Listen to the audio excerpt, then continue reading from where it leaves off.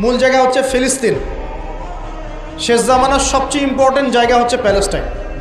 শেষ জামানার যত বড় বড় ঘটনাগুলো ঘটবে, ইমাম মাহাদির আগমন, মুসলিম বাহিনীর বিজয়, জেরুজালেম পুনরুদ্ধার, ইসলামিক খেলাফত প্রতিষ্ঠা, ঈসা আলাইহিস সালামের আগমন, সব ওই জায়গাকে কেন্দ্র করে।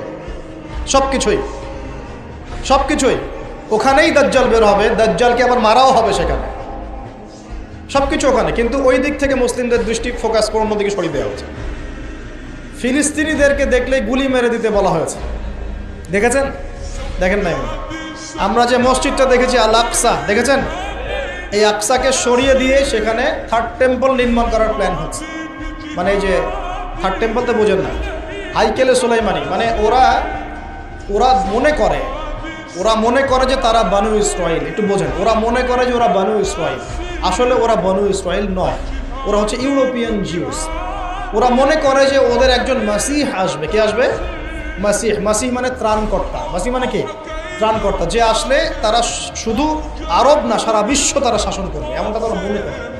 এবং ওদের ধর্মগ্রন্থে একটা আছে তালমুদ। কি নাম? তালমুদ। এই তালমুদের মধ্যে এটা লেখাও আছে